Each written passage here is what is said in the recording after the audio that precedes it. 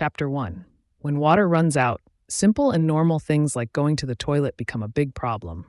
If there is no water to drink, how can we flush the toilet?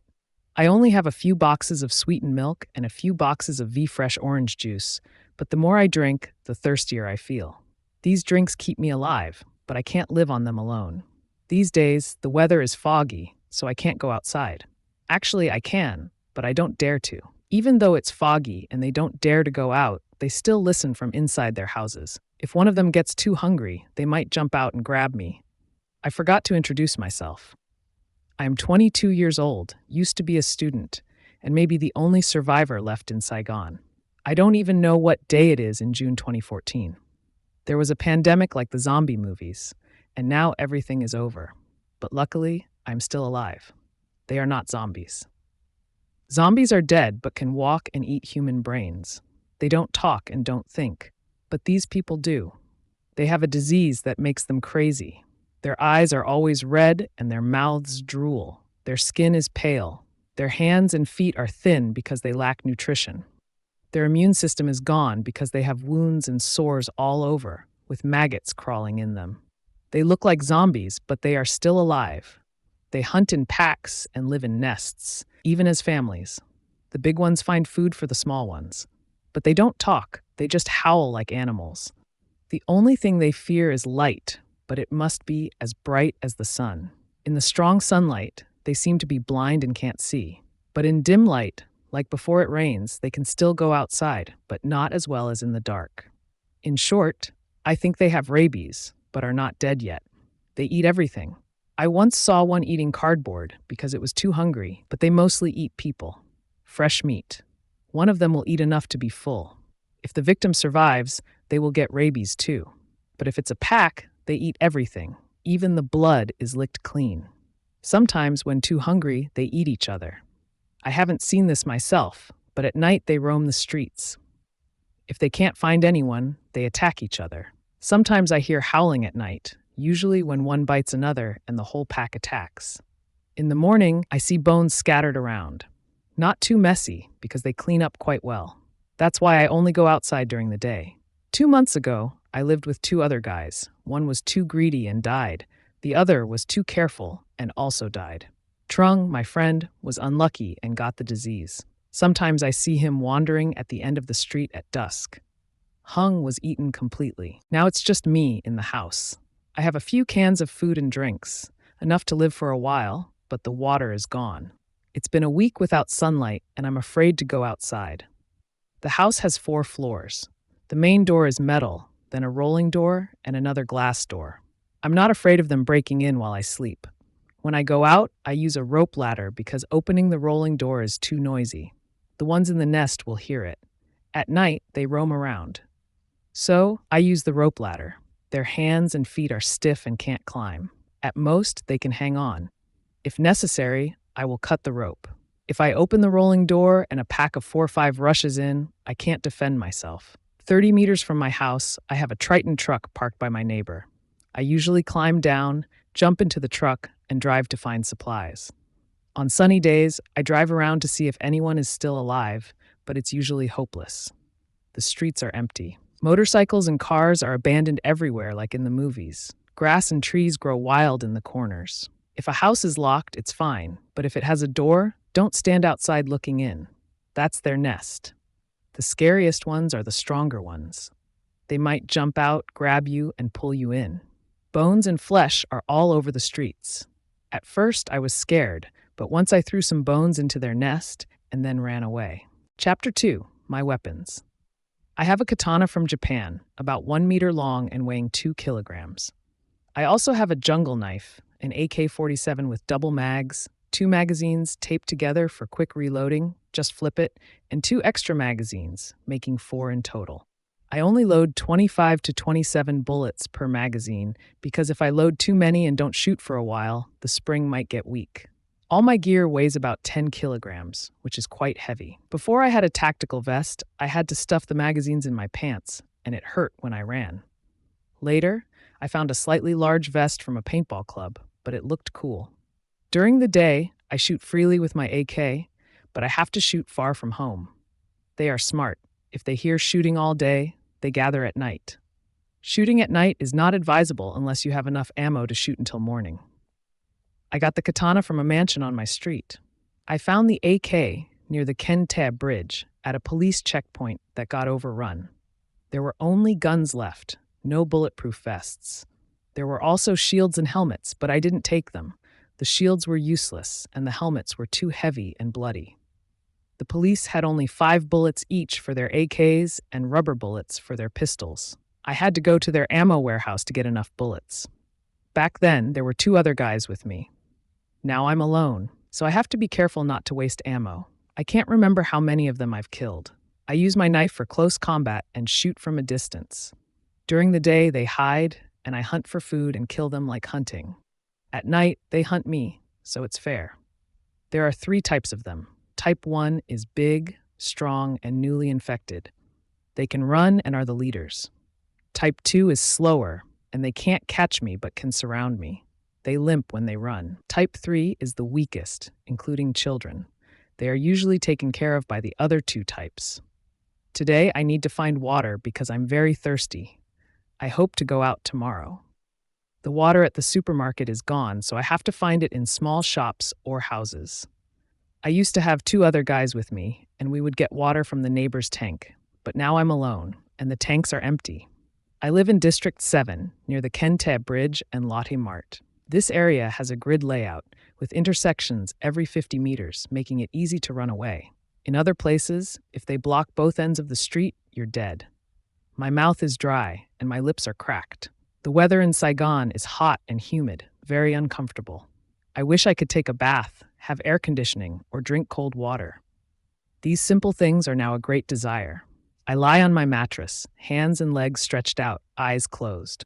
My sweat feels sticky and sour on my skin. I close my eyes and imagine food, water, the beach, and anything I want. I try to remember daily life details, but avoid thinking about my family and friends who are gone. I stay like this for hours, sometimes moving my hand a little to make sure I'm still alive.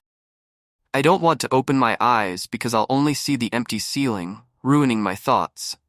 I've considered shooting myself but couldn't do it. Sometimes I wait for them to come close but end up shooting them reflexively. Sleeping is my most precious thing because time passes without me knowing. Sometimes I dream about my family. Life goes on, and I have time to think. I feel like a philosopher, seeing many things I didn't notice before. Going out is also interesting. Like a hunt, I need to decide carefully and not take risks. I have a rule. Always have a plan B and C. Living here is not like in movies. I don't enter dark shops for a few cans of water or snacks. I'd rather light it up and take what's left. I'm the only one left in Saigon. I don't need to show off. Sometimes hunger makes me take risks. I need water to cook rice. I can't cook it with a fresh juice. It's 3:24 p.m. I have about 2 hours before sunset. Did I go out? I decide to go. But where to find water? Lotte Mart and nearby shops are empty. I can either break into houses or find shops in District 4. I choose the nearest option. Houses. I look like a rebel from Syria with boots, jeans, a t-shirt, and a vest. I'm 1.78 meters tall and weigh 60 kilograms with a 6-pack. I can run 2 kilometers with all my gear and 4 kilometers without it. I keep my hair short and wear gloves to avoid cuts as the virus spreads through blood and saliva. I climb to the roof, check the sun's position, and calculate the time. It's better than using a watch. I see the empty street, climb down the ladder, and get in my car. I follow my map, marking places I've searched. I head to Huington Fat Street to find water. I drive past abandoned things like cars, bikes, and even furniture. I look for a big house, as rich people's houses are always more interesting. I find a white house with a red-tiled floor and break the door with my car's winch. The noise is loud, but I reload my gun and enter. The wooden door creaks, and I check for dust, light, and multiple exits. This house is beautiful, full of high-quality wooden furniture and a 50-inch LED TV. Floor is dusty, and the house is bright enough, but I don't see a second exit. Chapter 3. Here we go. I have to be brave. I need to get to the kitchen from the living room. There's a half-full 19-liter water bottle. I've seen it, but I can't get to it yet. Can't see the whole kitchen. I raise my gun and move in. The moment I peek around the corner to see into a room always scares me. My finger is on the trigger, ready to fire at anything that jumps out. It's so quiet I can hear my heartbeat. I take a deep breath and look in. Phew. No one is there. I sigh in relief and grab the water bottle, drinking deeply and pouring some over my head. But one bottle isn't enough. I check the tap and the fridge. No water. Damn. No water anywhere in the house. Fridge is full of moldy, rotten food. The kitchen cabinets have only some spices. I sit on the sofa with the water bottle. I have 1 hour left. Should I go back to my car or search for another house? Another house, I think. I throw the water bottle into the car trunk, unload my gun, and start the car. I see a grassy path beside the house in the rearview mirror. A swimming pool, I think. A big house like this must have a pool. I get out excitedly, reload my gun, and move forward. Path is dark and gloomy, covered by banana trees. I carefully move forward. 1 step, 2 steps. I see the pool edge, then the whole 30-square-meter pool. The water is green with algae. Never mind. It's better than nothing. I go back to the car to get a container. I set up a warning string at the gate, tying 3 cans with stones to a 5-meter steel wire. If something tries to follow me, I'll hear it and can shoot back. I fill 4 30-liter containers. As I finish, it gets dark. But can I use this water? It smells a bit, but I need to check if anything is in the pool. I use a pool net to stir the water. Thank God, there's nothing there.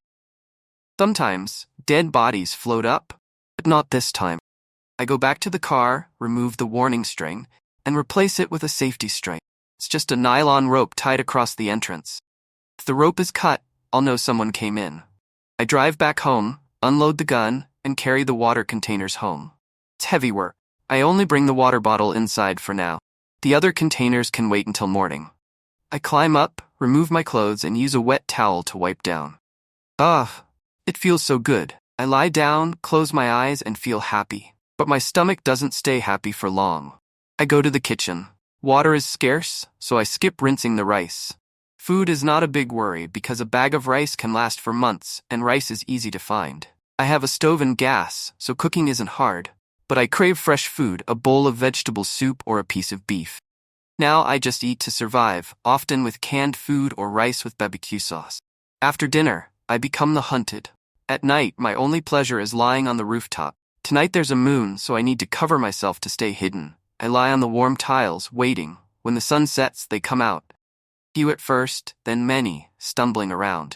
Some stand, some sit, some crawl. They wander without purpose. Sometimes I feel sorry for them. Some drag their children, holding their dead bodies. The hungrier and stronger ones search the houses, scratching at doors. Saigon, once bright and beautiful, is now dark. I wish for a light somewhere, to know I'm not alone, but it's just a hope. From my rooftop, I watch with a laser pointer, hoping to signal someone.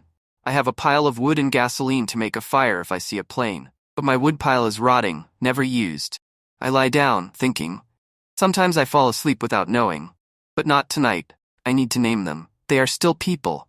Even if they're sick, I will call them Rab, short for rabies. The Rabs, young and old, rich and poor, all affected. Rich men in fancy clothes, girls in torn dresses, children, all the same now. Saddest? The children. I've seen a child with its legs eaten off, crawling for shelter. I should have ended its suffering, but I couldn't. It had a note in its pocket from its mother, begging someone to save her son. I've killed many Rabs, but I avoid it when I can. They are just sick. I hope they can recover. Usually, I shoot their legs to make them fall. But if there are too many, I have to save myself. Saigon's night has a cool breeze. I turn over and watch them with binoculars. I recognize some regulars. I name them, like Hot Girl Hyeon, still beautiful despite everything. Today, she looks weaker, sitting by the road. Hyeon is around 20, wearing a white crop top and shorts. If only she weren't sick. I always think when I see her, then laugh. I also see Grenade Guy, a big man with tattoos, always searching for food. Once, he found a pig leg and fought the others for it. Watching them fight is a kind of entertainment. They still show some human traits, chest pounding before attacking each other. It's past 9 p.m. I go to bed. My room has a mattress, a table, and some supplies. The bathroom is for washing up only. The room has a window to the light well. I use a battery-powered light or an alcohol lamp to read. The alcohol lamp is dim, so it doesn't hurt my eyes. I undress and lie down. Alone with my thoughts, I try not to think too much. Have you ever wondered what you would do all day without school, the internet, or TV? No one to meet. I find things to do. Making plans, exercising, cleaning, maintaining my weapons, doing laundry, shaving, even plucking my eyebrows. Things I never did before. Once, I found some paint and tried painting, hoping my art might be in a museum one day, showing the dark times of humanity. With so much free time, I have big plans. I want to leave the city. Maybe there are healthy people elsewhere, safe camps, and military protection. There are over 90 million people in Vietnam. Some must be alive. I've prepared supplies and transportation, but I need someone to go with me. If the car breaks down or we are ambushed, I can't survive alone. So my plan is on hold for now.